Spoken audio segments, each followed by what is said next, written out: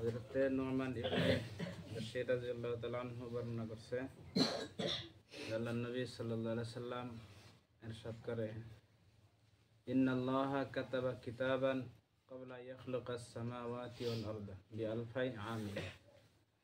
নিঃসন্দেহে কোরআন শরীফের মধ্যে কোরআন শরীফ লৌহে মাহফুজের মধ্যে লেখা হয়েছে জমিন এবং আসমান সৃষ্টি করার 1000 বছর আগে। কোরআন শরীফ লৌহে মাহফুজের মধ্যে কতদিন আগে লেখা হয়েছে? দুনিয়া সৃষ্টি আসমান এবং জমিন সৃষ্টি করার কত আগে? 1000 বছর আগে সৃষ্টি করেছে আল্লাহ। কোরআন শরীফ লৌহে মাহফুজের মধ্যে লেখছে। আনজালা মিনহু আয়াতাইন খাতামা বিহিমা সূরাতুল বাকারা। তো এর মধ্যে সূরা বাকারা নামে একটা সূরা আছে সূরা কোরআন শরীফের মধ্যে সূরা বাকারা নাম।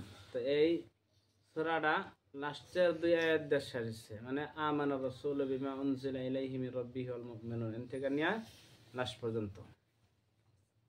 তো এই 2 আয়াতের মধ্যে এই সূরাটা কি হয়েছে? শেষ হয়েছে।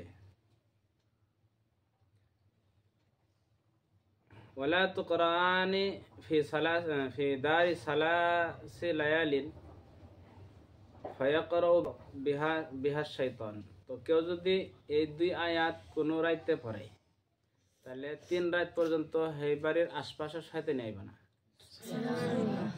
তো সূরা বাকারার লাস্টের 2 আয়াত যদি কেউ রাইতে পড়ে বাড়িতে তাহলে 3 রাত পর্যন্ত, একদিন পড়লে 3 দিন ভ্যালিডিটি থাকবে। একদিন পড়লে 3 দিন পর্যন্ত ওই বাড়িতে কি হবে না? শয়তান হবে না। কত ফজিলত! যদি একদিন পড়লে যদি 3 দিন শয়তান না হয় তাহলে ওই বাড়িতে কোনো গুনার কাম হবে না, ওই বাড়িতে কোনো সময় নারাই ঝগড়া হবে না, ওই বাড়িতে কোনো সময় স্বামী স্ত্রীর নারাই ঝগড়া হবে না, ওই বাড়িতে কোনো সময় ভাই ভাই নারাই ঝগড়া করবো না।